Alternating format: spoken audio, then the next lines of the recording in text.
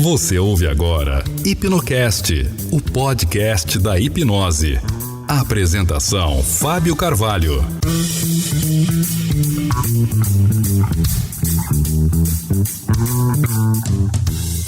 E não vai ser dizendo, olha, você é muito autocrático, você deveria ser mais urbano com as pessoas.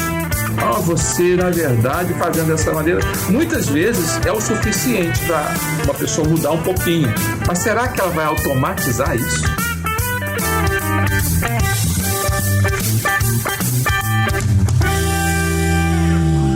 Olá, aqui é o Fábio Carvalho e este é o Hipnocast. Primeiro de tudo, eu quero agradecer a você por estar participando comigo dessa nova jornada. Este é mais um episódio do nosso podcast que você pode escutar via iTunes ou Google Play e também diretamente no nosso site, hipnocast.com.br. Hoje no Hipnocast eu recebo o Antônio Azevedo, coach e consultor para startups e pequenos negócios, oferecendo diversas metodologias de apoio, tais como Scrum, Getting Things Done, gerenciamento de reuniões produtivas. É um profissional formado em administração e comunicação, possui especializações em coaching, qualidade, produtividade, planejamento estratégico e psicologia positiva. Assessora empresas e profissionais desde 1990. É coautor do livro Master Coaches, Técnicas e Relatos de Mestres do Coaching, publicado em 2012, além da sua experiência em programação neurolinguística e hipnose. Antônio, é um prazer tê-lo aqui conosco. Eu quero começar nosso episódio de hoje, que tem como tema hipnose como ferramenta de treinamento, pedindo que você se apresente, dizendo onde você mora e o que você faz. Eu sou Antônio Azevedo, moro no Rio de Janeiro. Sou profissional de coaching e ajudo pessoas em desenvolver seus projetos, tanto pessoais quanto profissionais. Atuo basicamente pela internet, que acredito que é a melhor maneira das pessoas obterem um diálogo sobre suas questões de uma maneira simples e prática. Bom dizer, né? Porque nessa área, a área quando se fala de coaching, hipnose, programação neurolinguística, isso interessa a pessoas de várias formações. Então eu gosto de dizer o seguinte, eu fiz com interesse variado, eu fiz formações variadas. A minha primeira formação profissional foi comunicação. Eu fiz publicidade e relações públicas. Trabalhei 10 anos com a área de comunicação. Isso ainda na década de 80, né? E aí, depois disso, eu também fiz formação em administração de empresas. Mas interrompi psicologia. Posso explicar até o porquê. Muita gente pergunta, você não fez a formação em psicologia e você se interessa tanto por essas questões?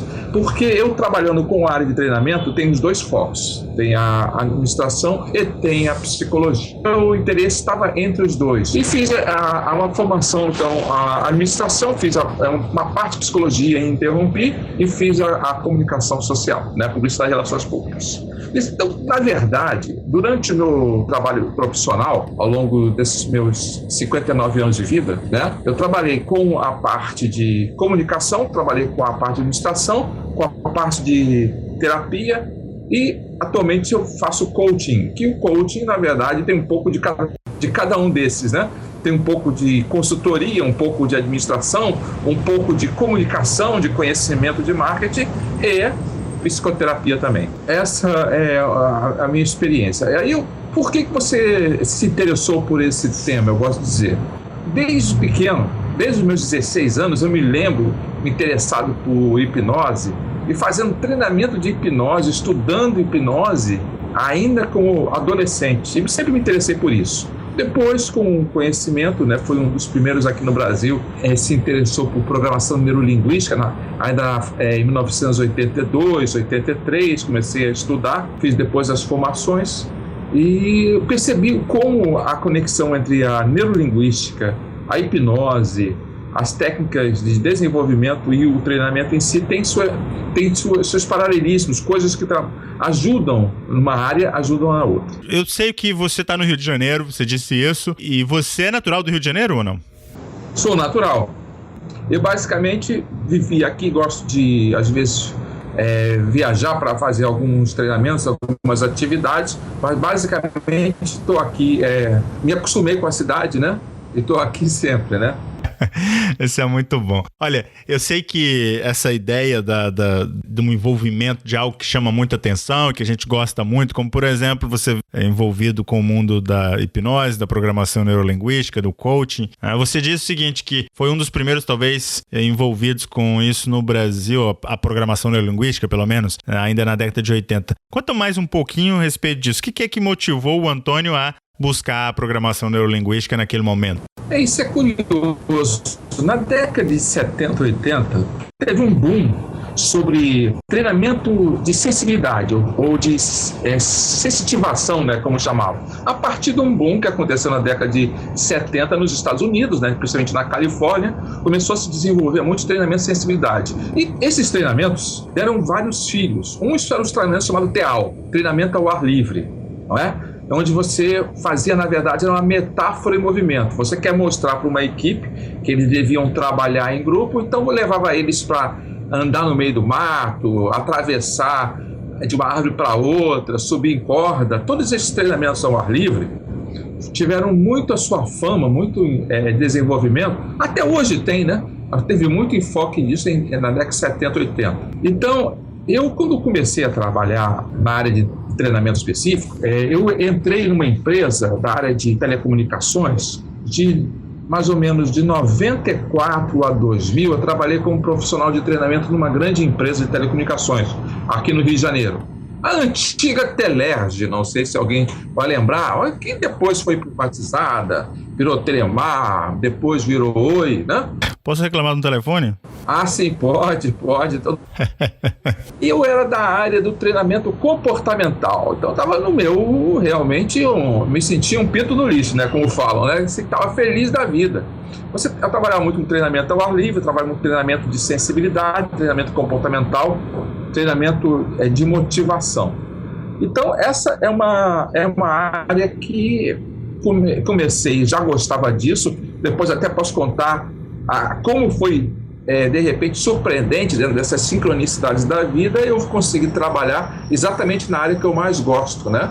Realmente, consegui fazer isso, fui trabalhar com isso, fiquei vários anos numa grande empresa como profissional de treinamento, então tive essa vivência, como é fazer isso para uma grande empresa.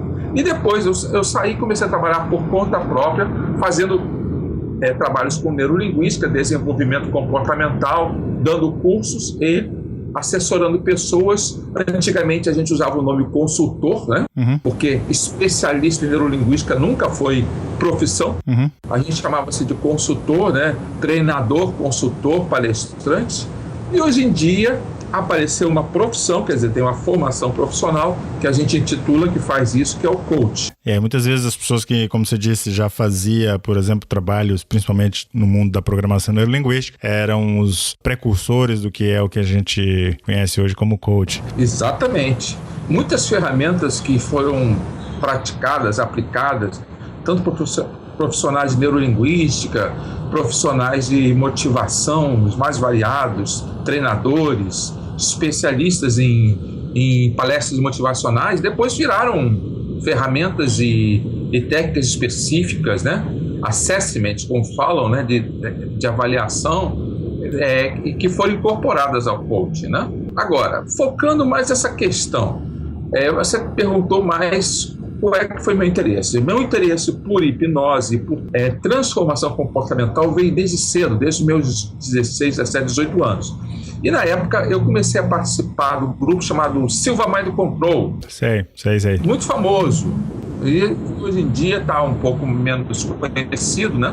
Mas na época fazia uma espécie de uma formatação de desenvolvimento ao mesmo tempo mental e de transformação de comportamento. É verdade. Trabalhava crianças, trabalhava meditação, trabalhava mudança de atitude, pensamento positivo, e boa parte das técnicas estavam baseadas na auto-hipnose. Tinham muitas técnicas de autoprogramação mental e auto-hipnose. E, evidentemente, para evitar que a palavra hipnose, que ainda cria algum preconceito na mente de muitas pessoas, por causa que foi utilizada com outras interpretações, ninguém usava, na época, a palavra hipnose. Usava programação mental, condicionamento mental, né? E depois começou a se usar outras palavras que significavam você trabalhar ao mesmo tempo a sua emoção e a sua razão de maneira coerente. E eu, a partir disso, fiquei muitos anos trabalhando com isso, atuando, tanto dando palestras e dando cursos a respeito, como também participando em grupos, né? E isso me levou cada vez mais próximo a usar a hipnose junto com a parte de treinamento. Só que eu não usava esse nome. E, na verdade, eu não uso até hoje o nome hipnose, apesar de saber, hoje em dia, a palavra hipnose foi, digamos assim, resgatada daquele ostracismo, né? Não há tanto questionamento do que significa hipnose, mas ela ainda, para algumas pessoas, elas têm uma interpretação errada. Não sei se... Vamos interromper só para dizer o seguinte: tem um grande erro até hoje, é muito difícil tirar da mente das pessoas. As pessoas, quando falam em hipnose, alguém fazer hipnose para os outros, ainda tem aquela velha imagem que foi passada pelos filmezinhos e desenhos animados, filmes de Hollywood, livros antigos, daqueles de bolso, desenhos animados, que a pessoa que está fazendo a hipnose fica como um zumbi, uma pessoa sem controle na mão de outra. O que é totalmente, totalmente irreal. Essa conexão de hipnose, a pessoa que está hipnotizada tem alta capacidade cognitiva. Ela não está sem pensar, ela não está desacordada. O que ela tem é uma grande relação de confiança. Ela tem uma relação de confiança em que a parte dela, tanto emocional quanto racional, confia na parte racional e emocional de uma outra pessoa. Há muitas vezes, no passado, muita gente achava essa relação é uma relação de dominação. Não é. Eu mesmo já achava que era, no fundo, uma relação de prestígio, de reputação. A pessoa confia no outro. Mas, na verdade, é uma relação de confiança. Não de reputação, mas de confiança mesmo. Aquela parte, tanto racional quanto emocional, a pessoa que está fazendo um trabalho de hipnose, confia que a outra pessoa quer realmente, sinceramente, ajudá-la. Então ela entrega uma coparticipação da forma de pensar e na forma de sentir para a outra, porque confia na outra. Então muitas pessoas até perguntam, mas a hipnose não tem risco? O risco é em quem você confia. Se você realmente tomou as medidas necessárias para confiar em alguém, você minimizou muitos riscos. Evidentemente que há pessoas que não tomam medidas suficientes. Essas pessoas podem ter algum risco? Sim. E não é necessariamente pela hipnose. Simplesmente elas não estão tomando as medidas necessárias para aprender em quem confiar. É verdade.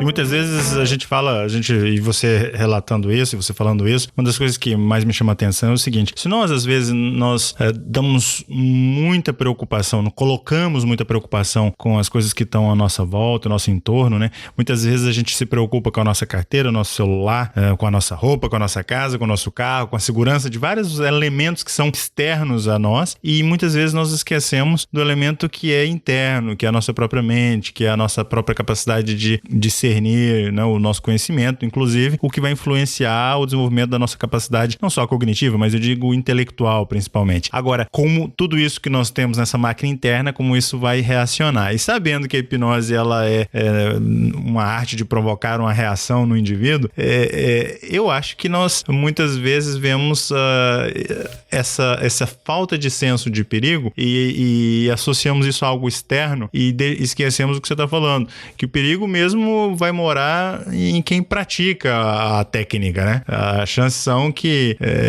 ética não está na hipnose, senão no praticante dela, né? Exatamente. O que eu sempre digo, só que as pessoas às vezes interpretam isso como uma coisa muito automática. Eu digo o seguinte: não, a própria pessoa avalia, quando está em transe, se deve ou não responder a uma sugestão. As pessoas perguntam, então nós temos um mecanismo de defesa automático? Eu, às vezes, até concordo para simplificar a situação, mas não é um mecanismo de defesa. É o bom senso natural, que não abandona a pessoa mesmo na hipnose. O que acontece é que, às vezes, nós cometemos erros. Nós, às vezes, confiamos demais em uma pessoa que não é totalmente confiável. Mas esse problema não é um problema da hipnose em si. É um problema que algumas pessoas ainda não desenvolveram muito essa percepção de bom senso, né, de quem confiar. Isso não interfere, porque às vezes elas são persuadidas a fazer algo errado e não tem nada a ver com hipnose. Então não é o problema da hipnose, é o problema de a pessoa aprender a confiar, aprender a avaliar quem é uma pessoa de confiança. Você faz isso com qualquer profissional. Você pede, você vai pedir um carpinteiro, você vai pedir a um pintor pintar a sua casa, você tenta avaliar o profissional, se ele tem uma competente. Se você vai pedir uma pessoa para ajudar a mudar algo cognitivo emocional em você, um terapeuta, um médico, você busca referências, você avalia se a pessoa realmente, pela atitude, né, ela é uma pessoa de confiança, e se você pode realmente entregar parte da sua vida, seja a sua casa, a sua parede, ou sua mente, a alguém que vai te ajudar. É verdade. E eu acho que você tocou num ponto muito interessante. E aí a gente talvez pudesse explorar algo que eu gostaria de saber um pouco mais. Quando você, por exemplo, teve o contato com todo esse arcabouço de ferramentas e experiência, né, vindo da década de 70 e 80, e começa a trabalhar de forma a explorar o Silva Mind Control, como é que você, olhando para trás agora, onde você vê hipnose nessas experiências? Onde é que você vê a hipnose presente nessas experiências e como você, talvez, podendo aí fazer alguma reflexão, como é que você enxerga a hipnose atuando nessas experiências que você teve? Talvez no Silva Mind Control é mais evidente pelo fato da auto-hipnose ter realmente um paralelo muito mais claro ali. Mas também com tudo aquilo que você trabalhava de treinamento de motivação comportamental, né, de sensibilidade, onde você via a hipnose impressa de tal maneira que pudesse estar impregnada para uma percepção do Antônio Azevedo hoje, que domina todo esse arcabouço de ferramentas e conhecimento. Eu fiz 43 anos que eu me interesso por esses assuntos, vamos dizer assim. Muita gente diz, uau, é muita coisa, mas você acaba vendo muita coisa repetida, muda muita terminologia. Hoje em dia, eu tenho uma visão seguinte, eu não tenho muito apreço só pela palavra hipnose. Para mim, a palavra, às vezes, é usada com tantos sentidos que ela perde a força. Então, se você quer que uma terminologia seja útil para você, você deve restringir, especificar um pouco mais os seus significados. Porque às vezes, como vira hoje uma grande discussão nos meios, às vezes tudo é hipnose, nada é hipnose, isso é hipnose ou não é? Fica uma discussão que às vezes não chega a lugar nenhum. Para mim a hipnose é o estado resultante. Existe um estado resultante onde o teu lado emocional e racional estão coerentes, conversando e aprendendo um com o outro. É um estado de alta concentração, alguns chamam um estado de fluxo, alguns chamam um estado de hiperconsciência, eu chamo também de um estado de hipnose. Agora, quando a gente fala da hipnose como ferramenta ou como operação, aí ela vira várias ferramentas diferentes. Tem algumas ferramentas que algumas chamam, isso estou fazendo hipnose. Na verdade, eu prefiro dizer, mas essa é a minha terminologia específica pessoal, que eu estou usando essa ferramenta para chegar ao estado de hipnose. Então eu não falo muito dizendo, eu vou usar a hipnose. Eu falo, eu vou usar uma técnica específica que vai fazer você se sentir num estado de hipnose. Não uso dessa maneira apenas para entender melhor e a palavra ficar mais específica. E a gente, quando considera a hipnose como um estado e não como uma ferramenta, facilita mais você entender que existem várias ferramentas que chegam a esse estado. É verdade. Por exemplo, você vai a um jogo de futebol, você tá lá, se você é um fanático por futebol, você entra num estado de êxtase quando o seu time ganha, você entra num estado de hipnose também, não é? Você está numa festa que você gosta, a sua banda favorita tocando e você lá no meio da multidão pulando, você está num estado de hipnose também. Só que esses estados, eles são, digamos assim, autocentrados. Eles são para criar uma sensação de estar bem e não necessariamente uma sensação de aprendizagem, que é mais o foco que a gente vai discutir aqui. É verdade. Mas é um estado de hipnose também. Então eu prefiro, mas isso não é um uso geral, eu estou comentando o meu ponto de vista. Eu não uso, eu vou fazer hipnose, eu vou fazer uma técnica que ajude você a entrar num estado de autoaprendizagem, que é um estado de hipnose, ou de auto-hipnose, que também usa a palavra de auto-hipnose. Mas não considero muito útil usar como ferramenta a palavra hipnose, porque existem milhares, talvez tantas ferramentas de fazer hipnose como tipo de pessoas existem. Pessoas que entram no estado de hipnose apenas pela conversação natural, porque elas criam uma relação de confiança basicamente apenas conversando. Outras não, requerem um ritual assim, mais dramático, mais envolvente, às vezes com mais dinâmica física. Elas se sentem mais confortáveis ou mais habituais, ou têm uma expectativa de que isso vai ajudar muito, e graças à expectativa é isso que ajuda com elas. Muito bem.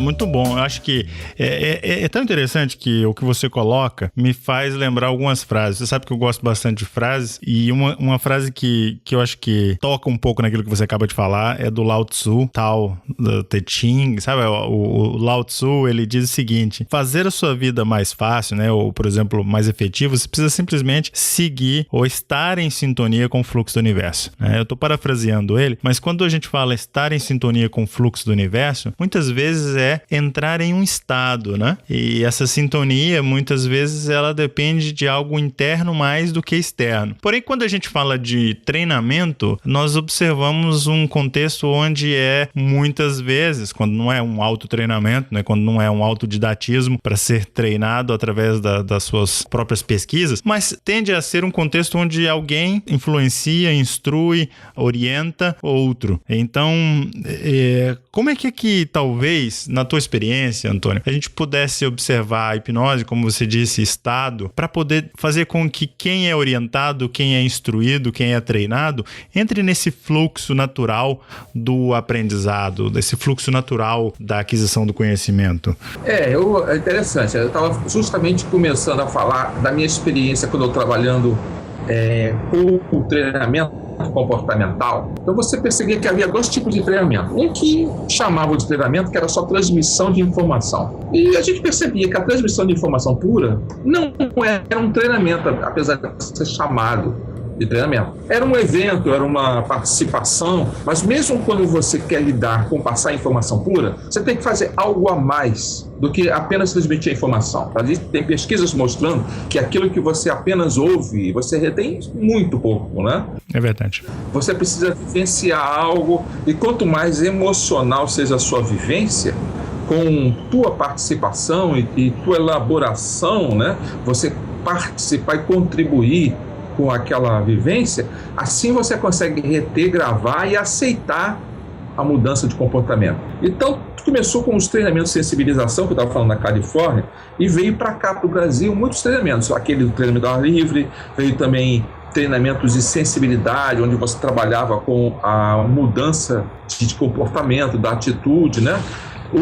Muitos falavam em gestão participativa, e eu trabalhei muito com cursos de gestão participativa, que é você criar compromisso entre todos os seus empregados para que eles atuem aceitando e compreendendo os valores da empresa, as crenças, os valores da empresa, a visão e a missão da empresa, e a partir dali você obter um trabalho assim com uma sinergia maior, fazendo com que as pessoas não resistam, né, às modificações da empresa, trabalhar realmente como um grupo. Isso é uma maior das dificuldades da empresa, né? Muitas pesquisas aprovaram que a maior dificuldade e que causa mais prejuízo nas empresas não é a falta de conhecimento, não é a incompetência, não é a corrupção, é a falta de comunicação. Falta de comunicação, a pessoa fala A e a outra entende B, e aí obtém um resultado errado, ou às vezes um grande prejuízo, ou um pequeno prejuízo, uma dificuldade de comunicação com o cliente, com o fornecedor, ou entre parceiros. Então, tentando esmiuçar por que isso tem a ver com treinamento. Quando você diz, fulano de tal, ele está errado numa empresa, o problema não é que o fulano de tal tem um treinamento errado, falta treinamento. Ou o problema é que o fulano de tal é corrupto, ou ele está roubando, ou ele está preguiçoso. Todas as coisas que as pessoas nas empresas apontam o dedo umas para as outras. Também não é, muitas vezes, como se diz, é um conflito real. É uma falha de comunicação em que uma pessoa fala, a outra pessoa não entende o que ela está falando, justamente porque não há um espaço emocional, digamos assim, comum. Elas já entram com pressuposição que o outro não vai entendê-las. Uhum. Elas entram auto-hipnotizadas negativamente de que o outro é um inimigo, não é um parceiro. Então, o principal problema das empresas, da falta de comunicação, é porque quando você entra já achando que não vai se comunicar bem, ou quando você não cria um certo esforço para entender a linguagem do outro, porque você acha que o outro não vai entendê-lo mesmo e não aceita mudar 1 milímetro da sua forma de se comunicar, você não vai conseguir progredir o suficiente para transformar aquilo em um grupo. Então, os treinamentos mais emocionais, mais comportamentais e que criavam um estado emocional em comum, seja aquele treinamento ao ar livre, de sensibilização e outros, eles criavam um estado de hipnose, um estado onde todo mundo participava para se tornar um grupo só. E se tornando um grupo único só, qualquer tipo de divergência de comunicação era mais facilmente superada, porque as pessoas entendiam que havia um erro da comunicação, mas quem estava lá com eles era parte do mesmo grupo. Uhum. Então, como diz, talvez o principal problema das empresas é que elas pensam que basta você comunicar algo para as pessoas. Comunicar o de menos. Se você disser, tem algo a ser informado, se elas souberem que aquilo é de interesse, elas vão procurar a informação. Elas vão chegar lá porque elas querem saber, porque estão interessadas em saber. Agora, se elas não se sentem parte do mesmo grupo, elas não vão ter nem esse interesse. É verdade. Elas não vão aprender por conta própria. Elas não vão se divertir enquanto trabalham, enquanto se comunicam, enquanto aprendem. E aí a empresa vai trabalhar desengrenada, em vez de atuando em comum. Uhum. Isso aqui é que é o enfoque principal do que quando a gente trabalha com o treinamento motivacional ou comportamental. O treinamento tem a ver com as emoções. É que você não quer criar uma grande quantidade de informação. Você quer criar um estado emocional único e positivo nas pessoas que faça elas se sentirem um grupo só. O restante, elas aprendem.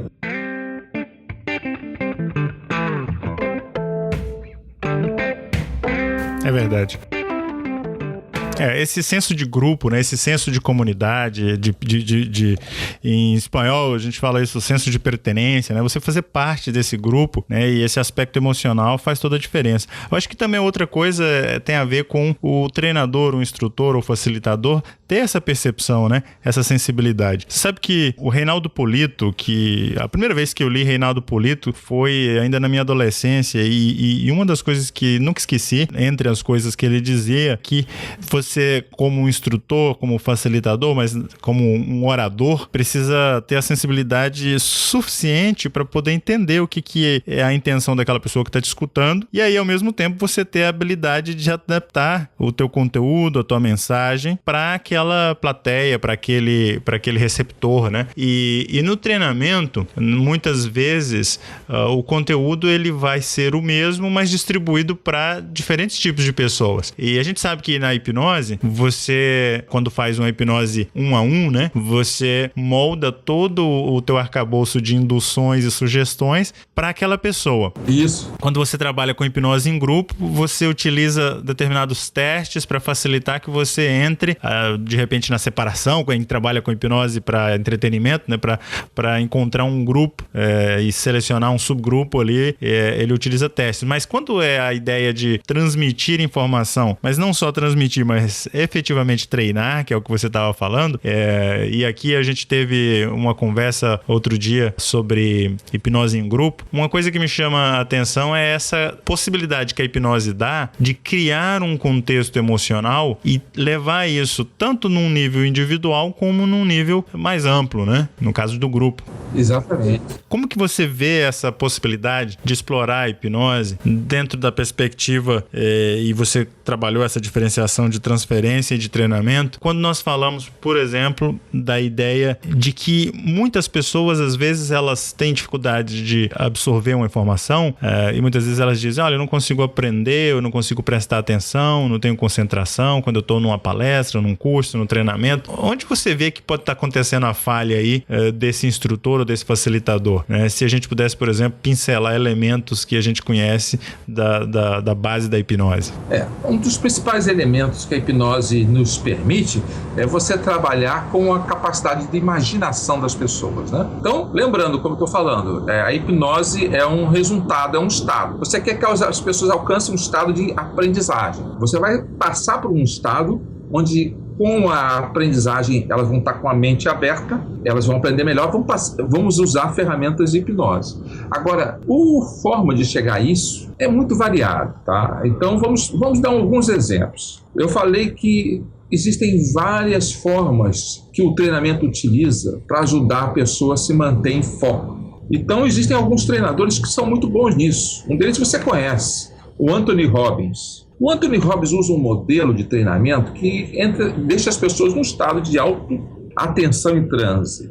E se você perceber bem, tem até muitos paralelismos com rituais até, digamos assim, rituais religiosos. Ele tem um momento de emoção, de motivação, de participação física, onde as pessoas ou dançam ou cantam. Tem um momento que ele fala, apresenta algum assunto, que numa igreja, por exemplo, seria chamado uma pregação, né? Ou num discurso político, é o momento antigamente é uma palavra que hoje em dia não se usa, que é peroração, né? Que os antigos oradores falavam, quando a pessoa começa a dizer o que ele acredita, o que ele pensa, o que é um momento de transformação, né? Uhum. Por exemplo, Martin Luther King naquele momento falava, eu tenho um sonho, e fazia toda aquela apresentação de ideais. Aquilo ali é um momento que antigamente falava a palavra peroração, onde ele começa a dizer o que ele gostaria que as pessoas mudassem de ponto de vista.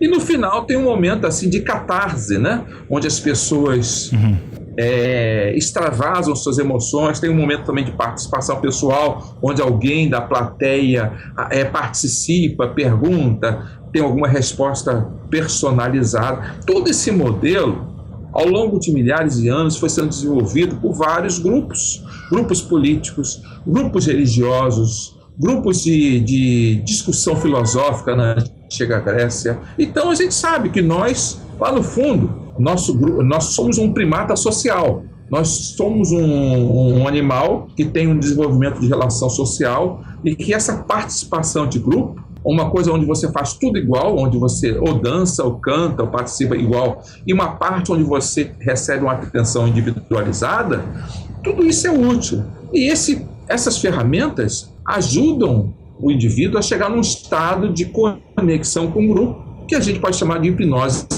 de grupo, não é? Uhum. E que ajuda a pessoa a se sentir parte desse grupo, a se sentir motivado, a sentir que esse grupo é a sua família e a atuar melhor. Então você pergunta, como é que pode ajudar um palestrante a fazer com que as pessoas se sintam irmanadas num grupo só? Ele vai ter que ser flexível, ele não pode usar sempre o mesmo tipo de ferramenta, ele tem que usar algumas coisas que, como a neurolinguística fala, visuais, auditivas e sinestésicas, corporais, né, com comportamento, com gestos. Ele tem que ser ao mesmo tempo divertido, interessante, fazer coisas surpreendentes e ao mesmo tempo, várias e várias vezes, alterar o foco da atenção do grupo, para evitar que as pessoas não comecem a entrar no seu mundinho pessoal interior, e sim participem, sejam parte do grupo durante aquele processo. Então, as ferramentas são as mais variadas. O importante ele tem que ter uma espécie de linha dorsal única, e não se preocupar em dar toda a informação detalhada e minuciosa, mas assim dar a informação básica e, ao mesmo tempo, dar acesso à informação detalhada e minuciosa para as pessoas continuarem a se informar por conta própria nos intervalos. Não adianta dar para um grupo grande, por exemplo, uma quantidade super detalhada de informação, porque não vai fixar. As pessoas têm seus ritmos pessoais, as pessoas precisam repassar o material em ritmos diferentes, as pessoas precisam de exemplos diferentes, não é?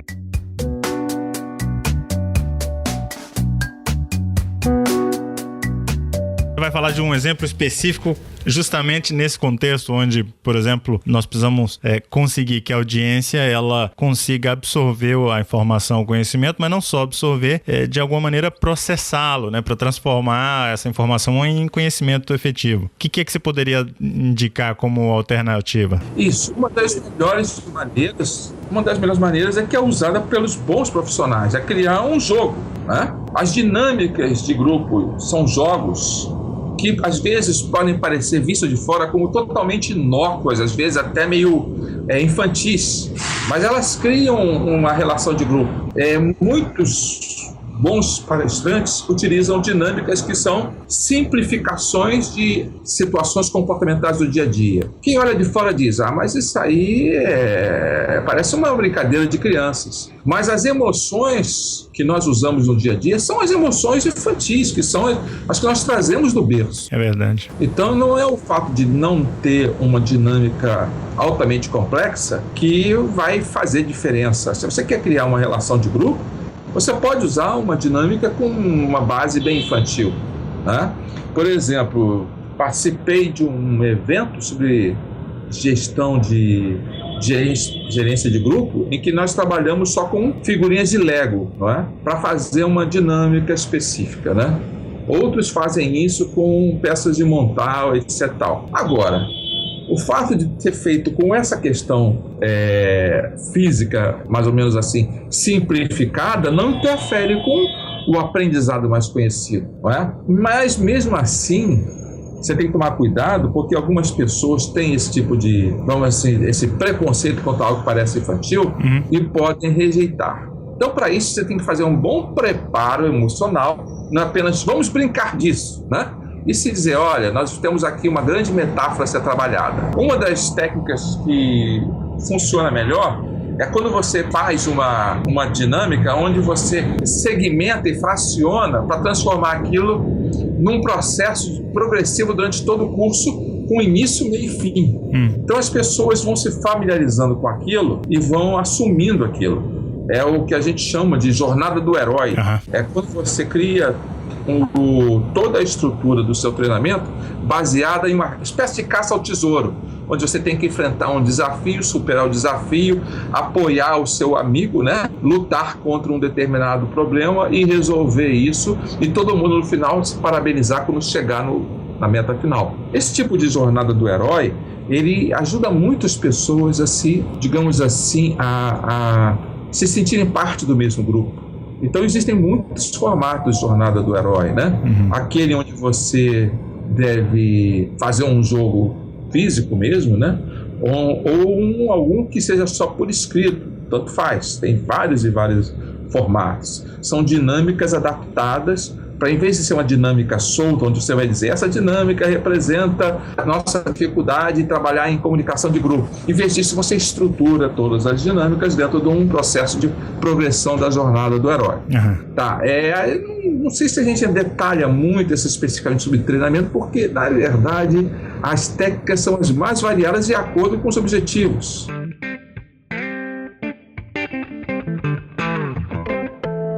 Você sabe que, Antônio, você está falando umas coisas assim, me faz lembrar de experiências que eu tive como facilitador, como instrutor, né? Você sabe que 16 anos atrás, exatamente, a chefe de um grupo de treinadores, eles eram os treinadores master da empresa, uma empresa muito grande no Brasil de telemarketing. Esses treinadores repassavam aos outros instrutores do grupo, espalhados pelo Brasil, um treinamento a respeito de um determinado produto, né? E eles vieram me procurar por conta da possibilidade de unir hipnose, programação neurolinguística e algumas estratégias linguísticas, né, que usam o padrão de hipnose, né? E aí o que acontece?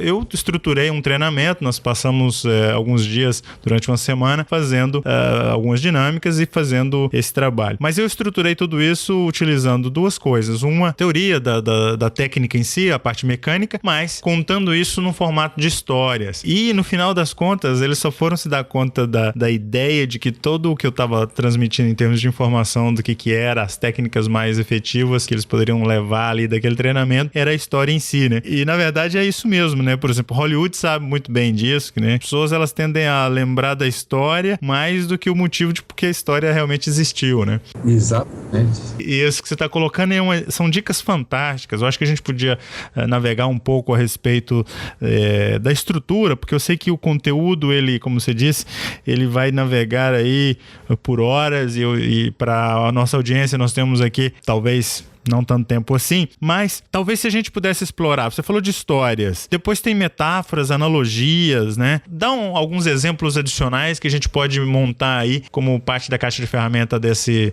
instrutor, dentro desse contexto da hipnose, inclusive. Eu chamo que tudo que a gente pode usar para concretizar a mensagem, eu chamo tudo genericamente de metáfora, apesar de ser metáfora só uma figura específica onde você simboliza alguma coisa com outra, né? Uma mudança de comportamento específico a partir de algum representante desse simbólico, né? Uma analogia, um fato e dado específico, um exemplo do passado, tudo isso que serve para enriquecer e detalhar, no fundo ajuda a tornar mais nítida a metáfora, tornar a sua história mais interessante. Hollywood, por exemplo, quando ele vai criar um roteiro, a maioria dos roteiros de Hollywood é baseado em uma estrutura única. Tem um início, um crescendo, um momento em que os personagens são apresentados. Uhum. Tem um momento do conflito onde o personagem principal encontra o seu antagonista. O protagonista e o antagonista se encontram e se conflitam. Esse protagonista normalmente pode ser um ser humano, mas pode ser um bicho, um animal, não é? Pode ser até um carro, aquele filme Carro. E o antagonista necessariamente não é um outro humano, bicho, animal. O antagonista pode ser um problema da vida, né? Uhum. Uma dificuldade. E depois disso tem um momento da chamada ponto de virada. O ponto de virada é quando o protagonista toma uma decisão de alcançar o seu objetivo. E aí o restante do filme, né, do roteiro de Hollywood, ou de um livro, um romance de sucesso, conta as peripécias do protagonista para superar o antagonista e alcançar o objetivo que deseja. Essa, na verdade, é uma metáfora. O roteiro é uma grande metáfora. Por quê? Porque quem está assistindo a história, o espectador, ele começa a projetar aquilo na sua própria vida. Você vai assistir, por exemplo, aquele dos Espartacus, né? O Espartacus é um filme muito antigo, né? Uhum. Vamos falar um mais recente, né? Star Wars, tá? Não é tão recente, mas agora já está sendo republicado, né? É uma nova série, né? Uhum. Você, na verdade, você se identifica. Você está lutando contra os dominadores e está querendo fazer com que o bem vença. Por que essas histórias afetam as emoções? Porque você consegue se ver nelas. Então, se você está fazendo um treinamento, você quer que a pessoa entre num estado de alto interesse e um estado de hipnose. Lembrando, hipnose, eu comento que é o estado. As ferramentas que você usa podem ser várias. A sua palavra, seu tom de voz, seu gestual, as músicas que você utiliza no treinamento, as dinâmicas específicas que você usa, o tipo de material que você apresenta, mas tudo isso tem que obedecer o quê? Ao teu roteiro da tua metáfora. Uhum. Aí fazer com que as pessoas escutem, vejam e se movimentem, se comportem como se fosse analogia ao objetivo que elas desejam chegar. Quando você está focado, você desenvolve um treinamento baseado apenas em passar uma determinada informação, você não está fazendo treinamento, na minha opinião. Você está fazendo transmissão de informação pura. Então teria sido melhor escrever aquilo e dizer, quem quer ler, leia. Mas se você está sendo pago, um treinador, para fazer um treinamento, você tem que trabalhar da mesma maneira como um roteirista de Hollywood.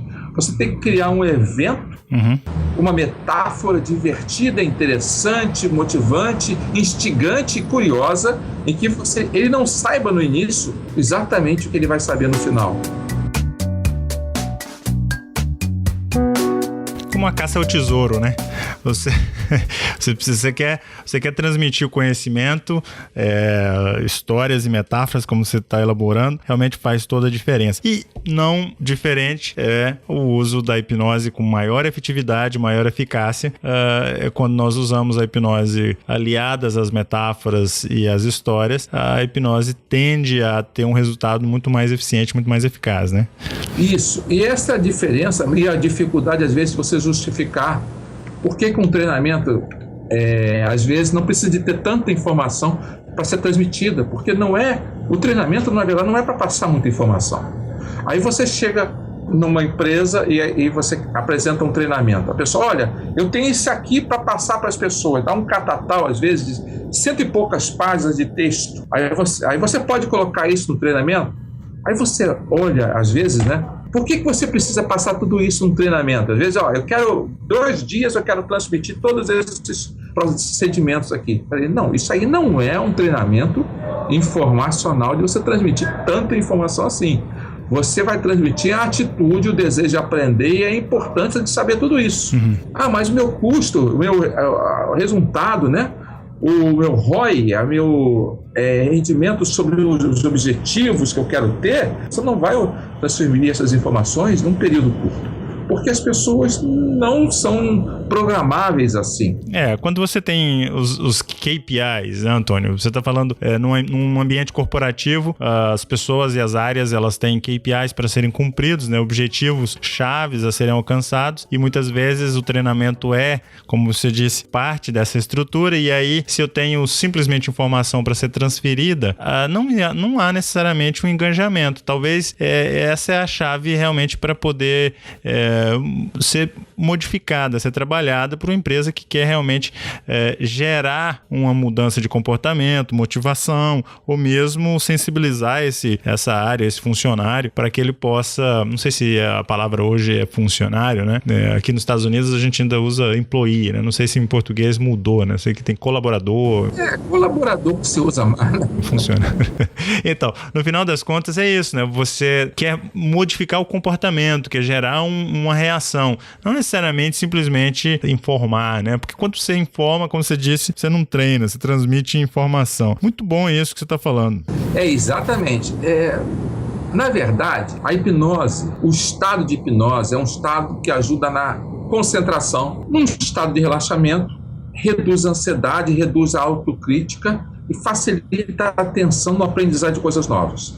Esse estado é ótimo para se aprender esse catatal, essa calhamaço enorme de 100 e poucas páginas. Se você está mais concentrado, mais relaxado, se você não tem menos ansiedade, se você não tem menos autocrítica e você está disposto a aprender, você vai traçar esses 100 páginas de maneira divertida. É isso que se quer. Que a pessoa olhe para aquela quantidade de informações e queira. Porque você sabe que já foi feita uma pesquisa, menos de 1% dos manuais que são dados em treinamento são lidos. As pessoas pegam, põem ali na gaveta, quando ainda põem na gaveta ou na estante, né?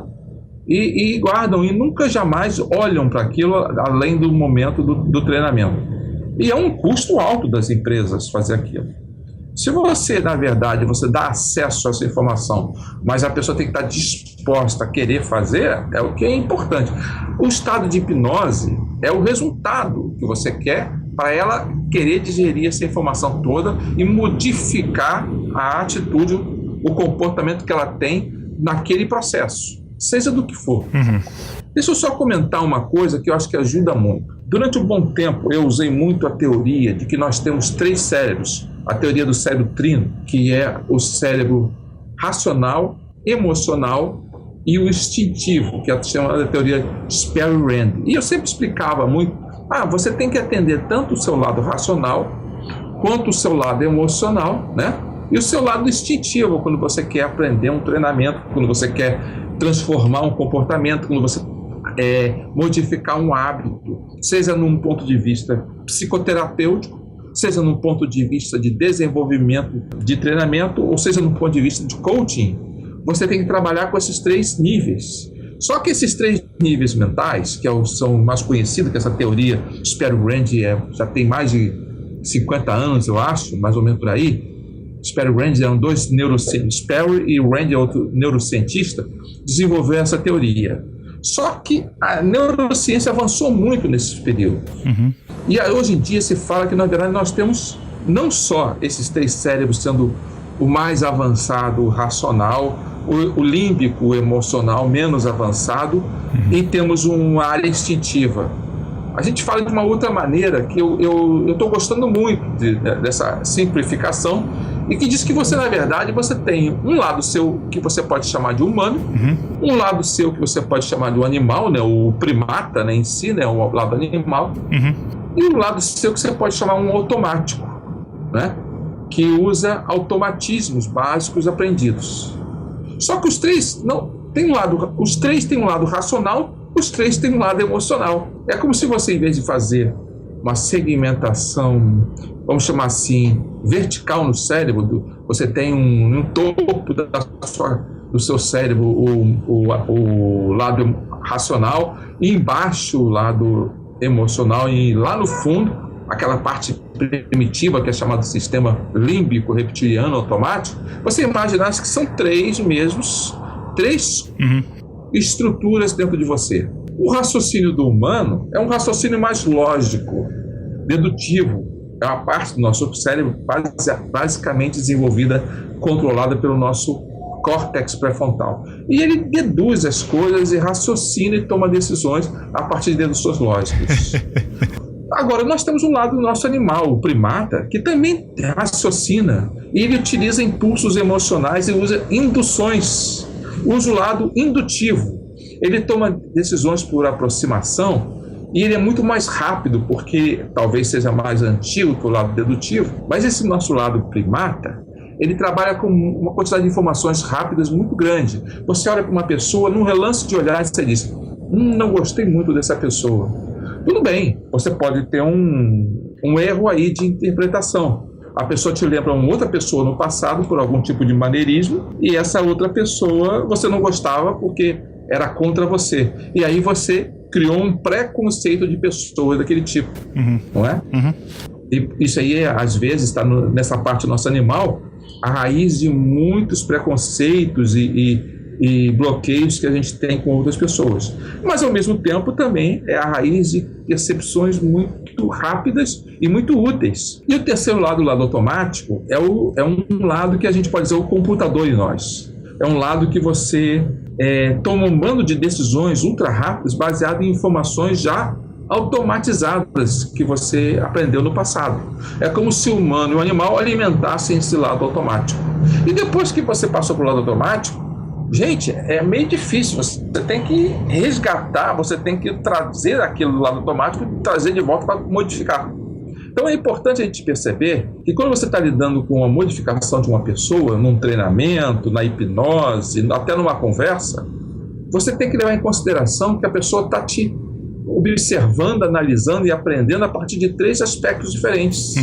O aspecto dedutivo, o aspecto indutivo e os mecanismos automáticos de comportamento. E ela aprendeu. Essa teoria diz que separa o cérebro humano em 7 pedaços diferentes. Mas não é tão interessante esse detalhamento. O importante é que essa separação, o primata interior, o humano interior e o computador interior é mais simplista e ajuda a gente a entender, porque às vezes você faz coisas, nós fazemos coisas que depois a gente se arrepende. Por que eu repito isso se eu já decidi que eu não quero? Porque está no teu lado automático. Você tem que trazer uma outra coisa e botar no lugar. Enquanto você não ensaiar uma outra coisa, não adianta só saber que não quer.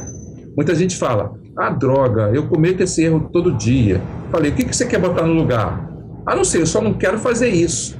Enquanto você não escolher e não treinar o outro, você não tem nada para botar no lugar e você não vai pensar. Muito bom, Antônio, muito bom. Muitas pessoas dizem: eu cometo esse erro de falar.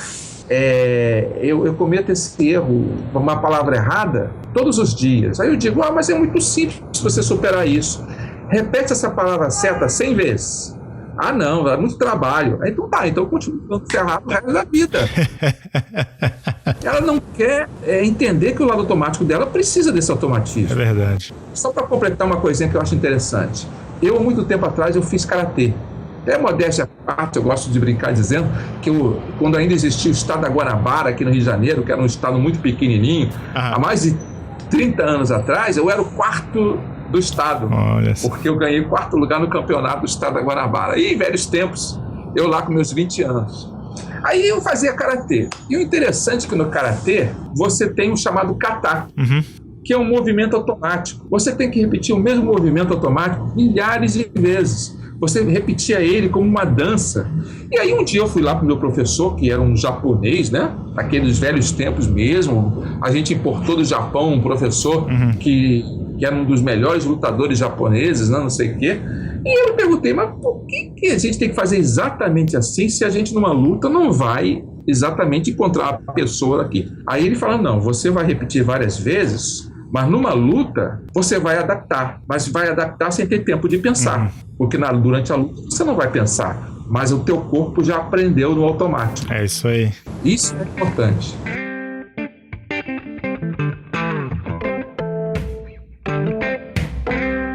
O ensinamento, né, o automatismo, ele jogando o seu lado bom e o seu lado de efetivamente causar uma melhoria no indivíduo, desde que ele faça uso disso num bom proveito, né? Você sabe que você mencionou o cérebro triádico, né, a teoria dos 3 cérebros. Eu também sempre gostei muito dessa teoria. Uma das coisas que eu sempre gostei foi o trabalho do Valdemar de Gregory com a cibernética social, que também o Valdemar de Gregory, ele entra nesse aspecto do cérebro triádico. E com os testes e com a análise e a diferenciação dos tipos, até de personalidade ou mesmo de adequação de habilidades de acordo com o que ele chamou de cibernética social, né? Mas olha só que coisa interessante, Antônio, nós navegamos aqui por várias coisas que entram tanto no mundo da tua experiência profissional, no mundo da hipnose como uma ferramenta de treinamento e também dicas bem práticas de como trabalhar elementos aí no contexto do treinamento. Uma das coisas que no mundo corporativo é bastante utilizado é a análise não só do comportamento do indivíduo, mas um mapeamento metódico até, ou procedural, de diferentes tipos de pessoas em áreas ou perfis. Um dos mais conhecidos é o perfil DISC, que é aquele perfil que ilustra, por exemplo, o perfil dominante, o influenciador, o social, né, o cauteloso. Esse é um tipo de análise que também é aplicado por alguns instrutores e facilitadores, né, no contexto de treinamento. Fora aqui do contexto da hipnose, você conhece o DISC? É algo que... Sim. Agora, vou dizer, eu estudei o DISC muito no coaching e estudei também algumas técnicas. Eu gostaria de fazer uma questão que eu acho bem interessante. Existe uma coisa que é chamada perfis de personalidade, que diz como a personalidade é. Então, esse análise de perfis, eu acredito que eles têm um problema em si, porque eles criam uma crença na pessoa de que elas são assim. Quando, sob o ponto de vista da teoria cognitiva, a nossa personalidade é um construto montado, né? É uma questão de escolha que você vai absorvendo por indução e por dedução, né? Aquele negócio do humano em nós, do animal, primata em nós, e vai passando para o teu automatismo. E essa coletânea de comportamentos automáticos, baseados na indução e na dedução, fazem com que a pessoa desenvolva uma personalidade. Tudo bem, há temperamentos básicos. Há pessoas que são ligeiramente mais emocionais, outras são mais calmas por questões genéticas. Mas nós temos uma complexidade tão grande no cérebro que não necessariamente esse padrão genético de temperamento, que a gente vê muito nos animais, não necessariamente afeta, e sim os automatismos que a gente vai desenvolvendo, que é muito mais útil você analisar o que a gente chama de traços de personalidade. O que são os traços? É analisar que traços você tem mais fortes e aqueles que você deseja escolher. E a análise por traços é diferente de análise por perfil de personalidade. Existem poucos ferramentas de análise de traços que diz apenas quais são suas preferências de personalidade e não qual é o seu tipo de personalidade. Mas existem ferramentas a respeito de análise de Eu acho que é traços. importante essa diferenciação que você faz, porque aqui fica claro, né? Essa diferenciação entre perfil e traços.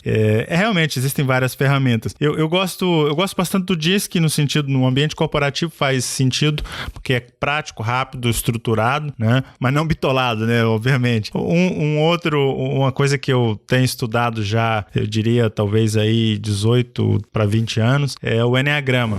Dentro do contexto do Enneagrama, do estudo do 4 caminho, uma linha do Enneagrama é a possibilidade de você utilizar os 9 tipos de personalidade para poder fazer a identificação de traços que compõem aquele tipo de personalidade. E são coisas interessantes, que fogem um pouco do mundo da hipnose, mas não deixa de ser um conjunto de ferramentas que, na hora de trabalhar treinamento, a gente possa considerar aí na caixinha de ferramentas, né? Isso, eu considero que a gente pode usar uma metodologia até como o perfil do DISC ou outras metodologias até de perfil, mas não considerá-las como um perfil como limitantes.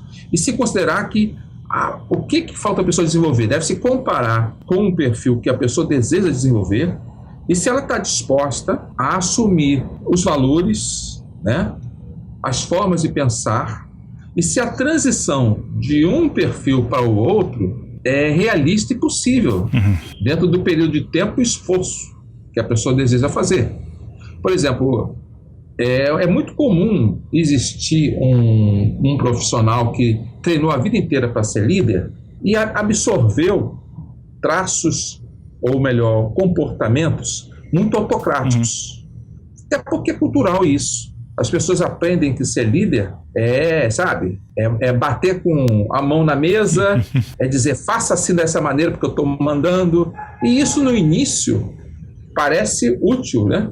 Mas depois de um certo tempo, isso é extremamente problemático, porque a pessoa pode ter resultados rápidos, mas ela não vai ter resultados criativos. Ela pode ter resultados do jeito que ela quer, mas ela não vai ter informações fidedignas de resposta de outras pessoas para ela, porque as pessoas não vão confrontá-la, ou as pessoas que são mais criativas ou querem fazer as coisas de uma própria maneira não vão. Ela vai ter um risco de acabar tendo que lidar somente com pessoas que concordam com ela. Ela não vai ter outra visão. Ela vai ter muitos pontos cegos. Todos esses problemas se sabem que acontecem no treinamento. Quando você quer uma pessoa melhorar e você não consegue. Às vezes você tem que fazer mudanças drásticas na pessoa se ela quer ter sucesso. Então, o ponto de vista aonde a hipnose pode ajudar é ajudar ela a fazer mudanças num ponto onde ela necessita mudar as emoções. Ela necessita mudar comportamentos que já estão no automático. E nisso ela precisa acessar o estado de hipnose. Ela precisa perceber e dar valor a formas de agir que ela antes não dava. E não vai ser dizendo, olha, você é muito autocrático, você deveria ser mais urbano com as pessoas. Você, na verdade, fazendo dessa maneira, muitas vezes é o suficiente para uma pessoa mudar um pouquinho. Mas será que ela vai automatizar isso? Esse é o ponto que a hipnose como um estado, e você alcançar uma mudança, você faz isso. No coach fala muito em perguntas poderosas, ou perguntas empoderadoras, que eu acredito que seria uma tradução melhor para Power Questions.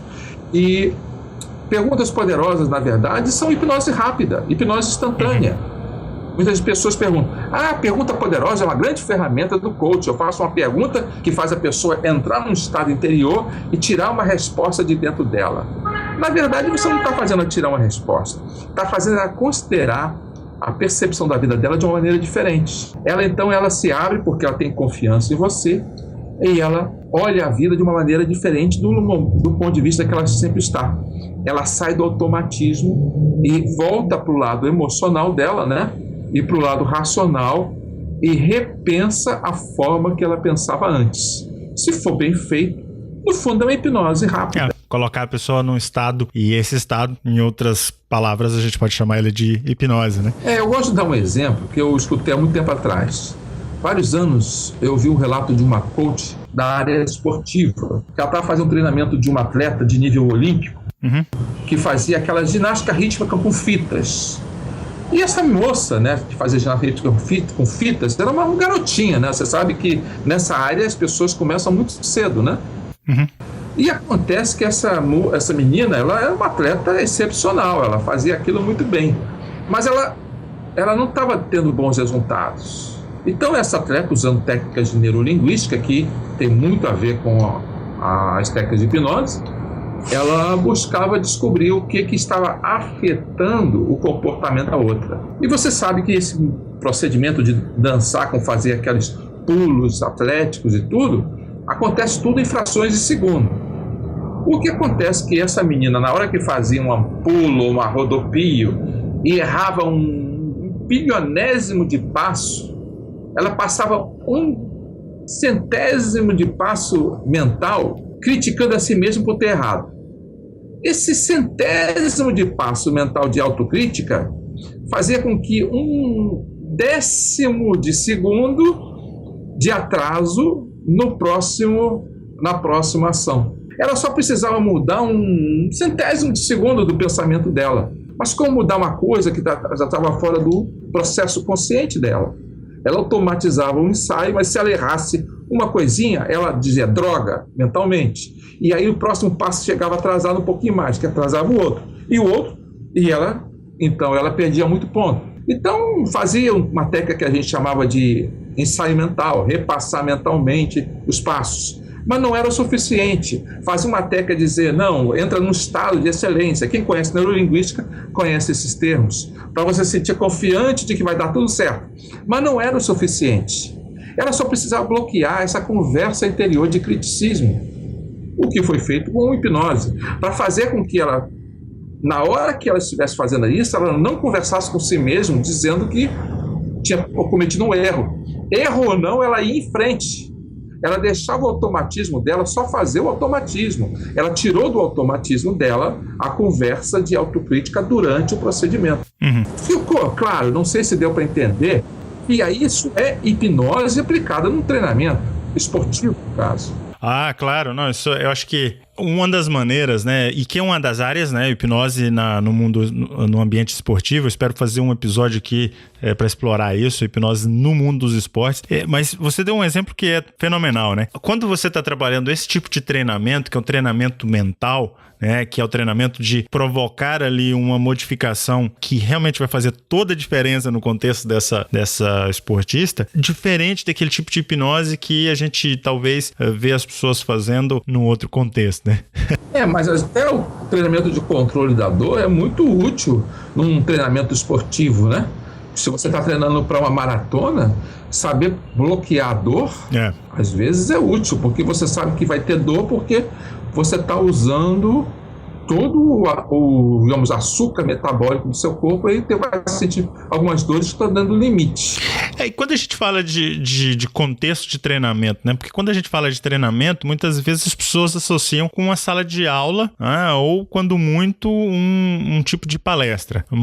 Mas o contexto de treinamento, ele é muito mais amplo que isso, né? É verdade.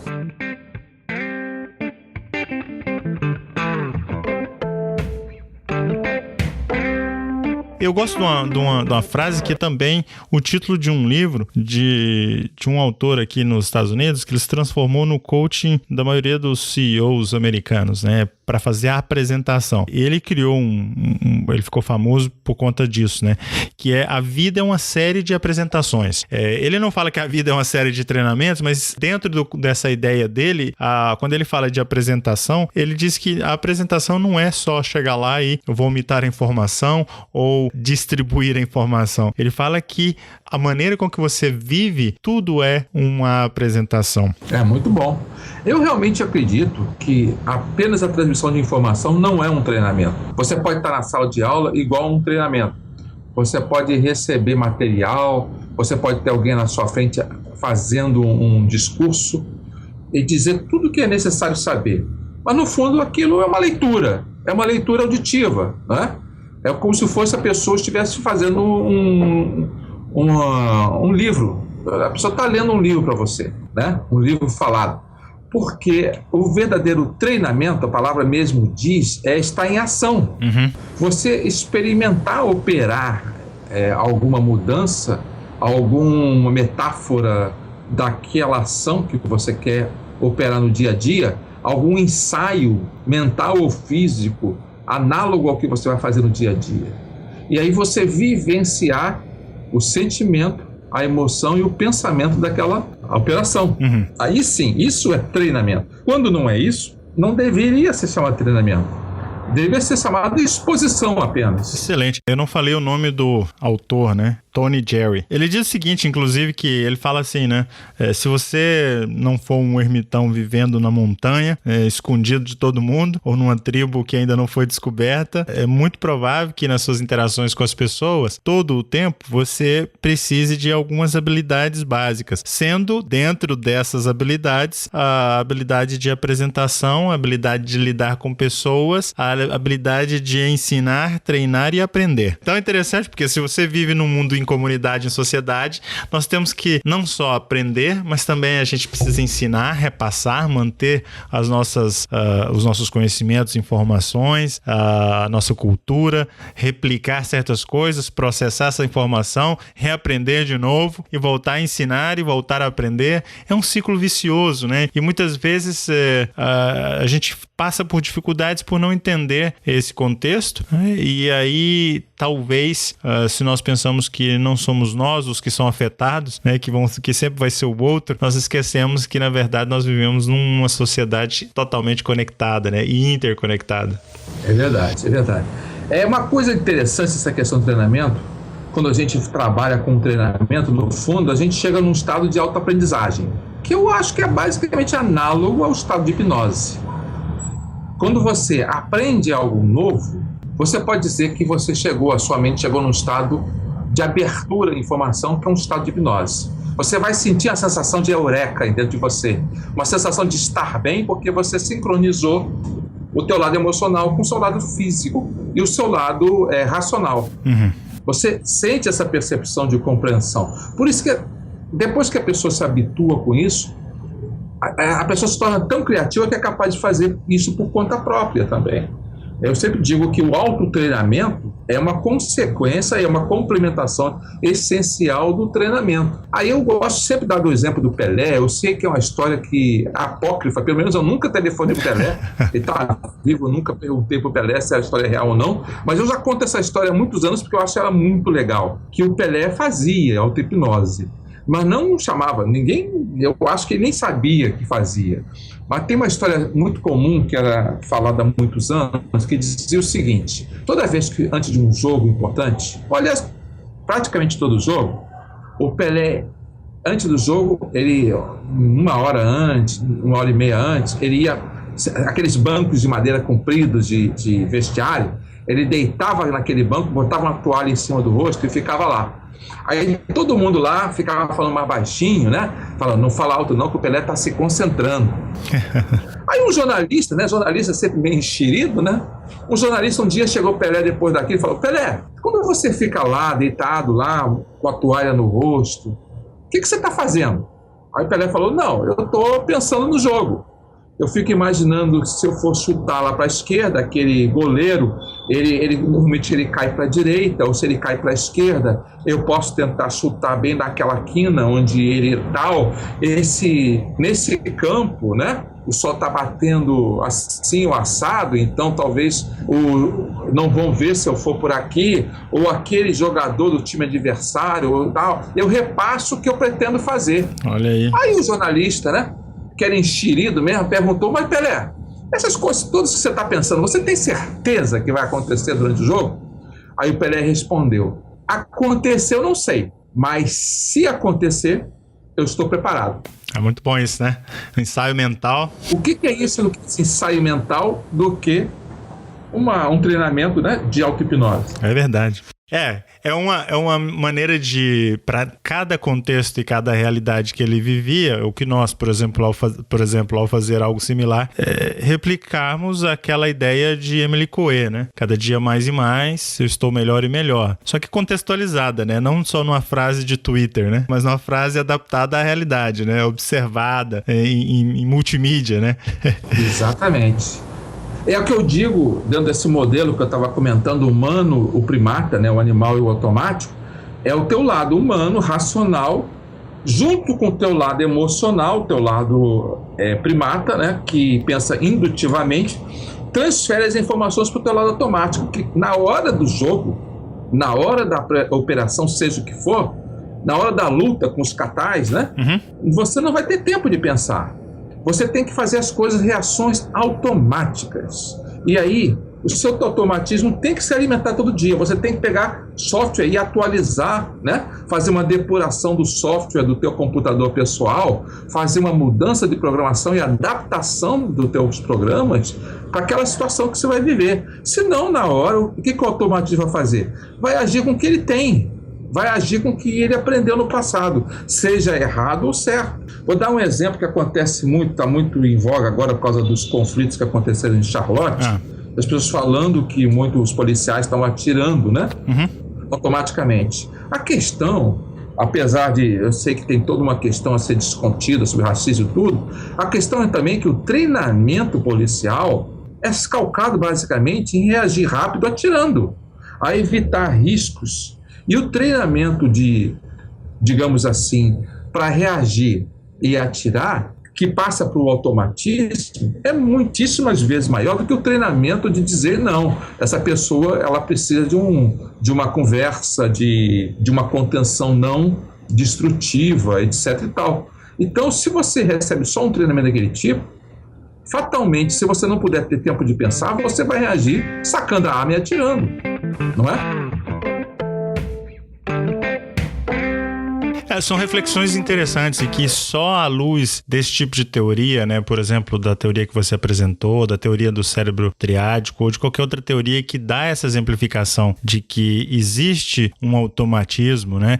E se nós resgatarmos, inclusive, até influências que tiveram para a hipnose, né, até o trabalho de Pavlov e também dentro do mundo da psicologia, quando a gente entra em Skinner e outras linhas, é realmente essa ideia do automatismo algo que faz toda a diferença. Em contextos como o de Charlotte que você comentou, eu acho que, obviamente, é mais difícil quando um fato acontece de nós pararmos e analisarmos ele desde uma perspectiva se envolvidos na situação de forma não emocional. Mas quando não envolvidos nessa conversa, por exemplo, você faz essa análise brilhante, né, de associar e identificar ali elementos de automatismo. Na hipnose funciona assim também, né? A gente faz uso da hipnose muitas vezes para poder resgatar ou estimular automatismo no indivíduo, né? Se eu sei disparar certos automatismos num indivíduo, né, a hipnose vai funcionar de forma ainda muito mais efetiva, né? Basicamente, nós começamos a discutir a hipnose, o treinamento em empresas. Aí muita gente ainda pode estar se perguntando, mas vocês falam coisas, como é que eu, no meu dia a dia, de uma empresa, eu posso usar isso? Então lembre-se disso.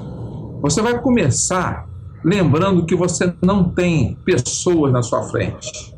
Você vai lembrando que você tem uma série de pessoas dentro de cada pessoa. Você tem que falar para o lado emocional, para o lado racional e para o lado automático delas. Como é que você estruturaria o seu treinamento para você poder fazer isso? Se tem 3 pessoas de cada uma, você tem que pensar em 3 pessoas. Você tem que ver jeitos de atrair a atenção dos 3.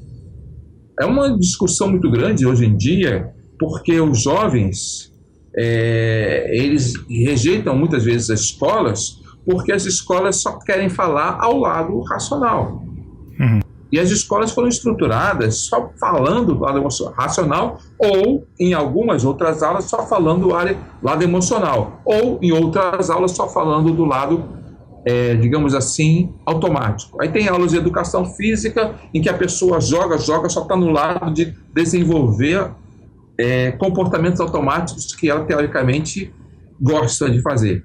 Aí ela para com aquilo, vai numa aula onde tem, por exemplo, música e teoria musical ou pintura, ela só lida com a parte mais emocional e divertida dela. Vai numa outra aula e só tem uma quantidade enorme de fatos e dados sendo enviados para ela em grande, digamos, uma massa compacta de fatos e dados. Então, o que acontece? É natural que uma pessoa desliga algumas áreas do cérebro que, teoricamente, ela acredita que não vai usar naquele momento. Ela está numa aula de fatos e dados, ela vai desligar a emoção e o automatismo. Ela está numa aula de criatividade, às vezes ela desliga o lado racional dela, e na aula de automatismo desliga o racional e o emocional e apenas torna-se uma máquina de agir. Só que isso não seria a melhor maneira. O ideal é que ela pudesse, em cada aula específica, ela pudesse usar essas três coisas. E aí sim, aqueles professores que conseguem fazer esse equilíbrio, falar tanto ao lado racional e emocional e automático das pessoas, costumam manter o interesse, costumam ter mais resultado. E isso também é treinamento. É verdade. Você sabe que tem alguns métodos, né? E aí entra essa similaridade entre ensino, treinamento, educação. Hipnose não deixa de ser um processo de, quando fazemos auto-hipnose, de autoeducação, e quando fazemos a hipnose com alguém, de fazer exatamente isso que você está falando, né? Não só informar, mas de transformar o indivíduo através desse estado, né? Na educação tem algumas linhas, e uma das linhas que talvez eu acho interessante, um pouco alinhado com isso que você falou, é o sistema Montessori, né? Que começa lá com a criança, por exemplo, buscando uma autoformação, né? E construção, com a ajuda do adulto, nesse caso, ou com a ajuda do professor, para desenvolver a criatividade, a independência, a confiança, né? Iniciativa, coisas que normalmente a gente espera chegar na vida adulta, passar por problemas e procurar depois um coach ou procurar terapia, né? Se a gente tivesse passado por modelos de ensino, ou de treinamento ou aprendizagem enquanto criança que são alinhados com o modelo Montessori, por exemplo, eu acho que seria muito interessante. Perfeito. E você sabe que o sistema montessoriano, só para concluir, e aí lembrando um pouco daquilo que você falou antes, ele incentiva mesmo esse trabalho em grupo. E aí agora faz todo sentido, se nós conectamos com aquela conversa inicial, da ideia de grupo, né? Da ideia de pertencer a um grupo, de estar ali estimulado a fazer uma atividade, uma tarefa, mas dentro de um contexto de grupo, né? Que é aquilo que você comentou no início. Eu acredito que esses tipos de conceitos, apesar de às vezes terem apresentações ligeiramente diferentes dentro da estrutura cognitiva, no método montessoriano e tudo, esses profissionais, eles viram a importância de você lidar com o sujeito por inteiro, né? O indivíduo, seja o jovem, o adolescente, ou o adulto, o profissional que está recebendo um apoio esportivo, psicoterapêutico, ou o funcionário, né? O colaborador que está lá no dia a dia, que tem que ser visto por inteiro. Todos os instrutores, professores, escritores que entenderam que é necessário você não deixar de lado nenhuma parte do indivíduo, né, chegaram às mesmas conclusões. Muda um pouquinho a nomenclatura, mas as ações são bem parecidas.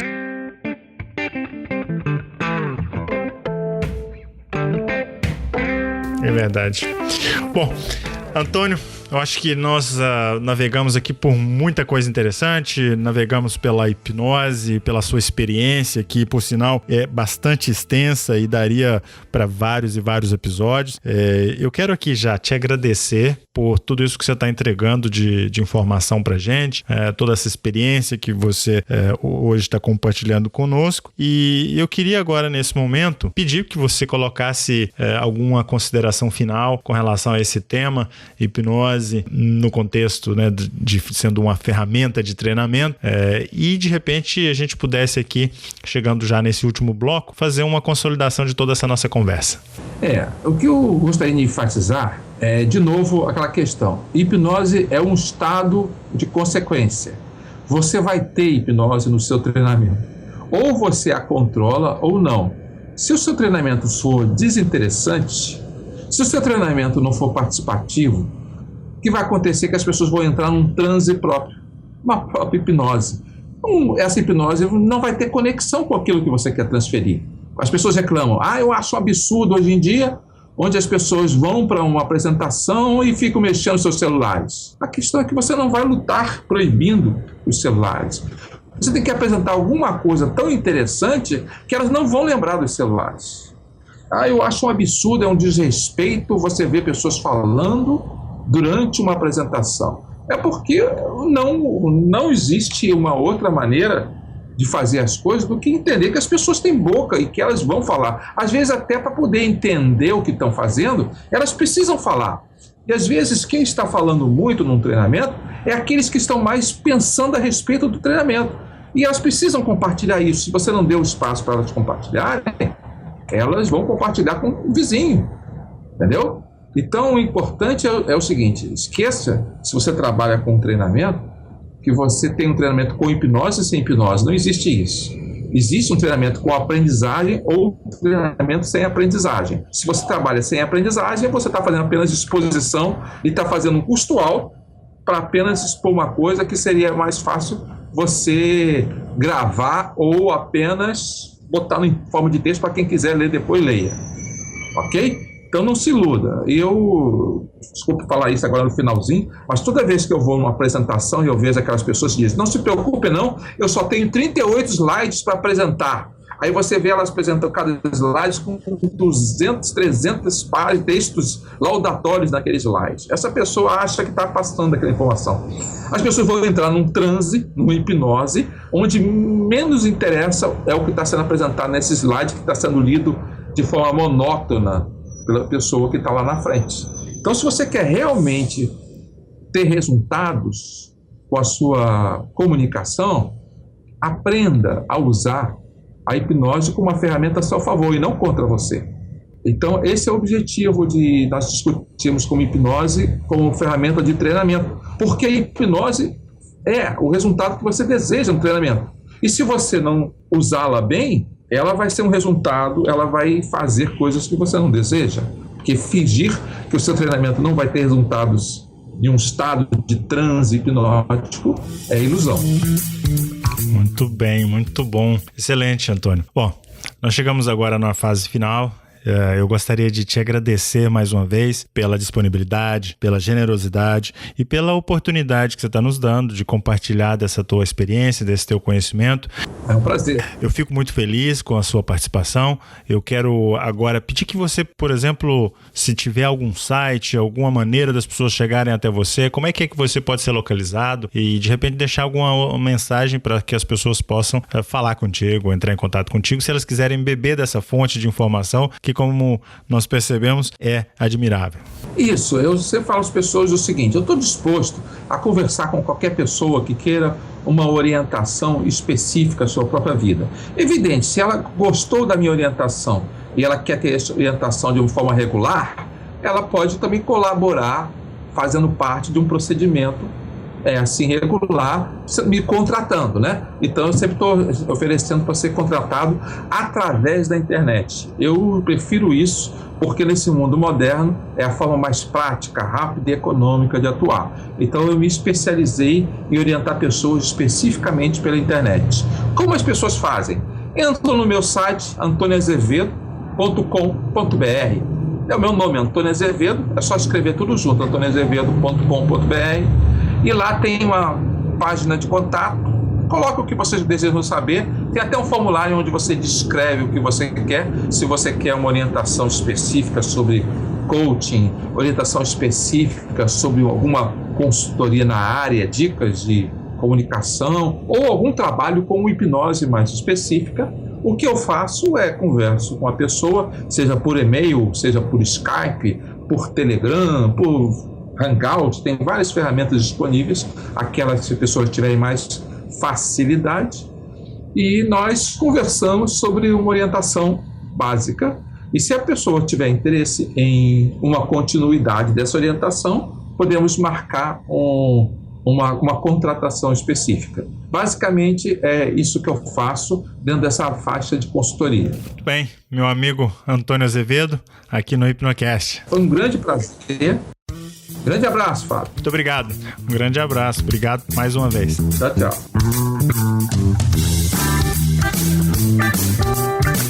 Muito bem, esse foi mais um Hipnocast e eu quero te fazer um pedido. Compartilhe com seus amigos nas redes sociais e também deixe os seus comentários no nosso website hipnocast.com.br. E o Hipnocast continua no Telegram. O nosso grupo é telegram.me/hipnocast. No mais, até o próximo episódio e um grande abraço. Você ouviu Hipnocast, o podcast da hipnose.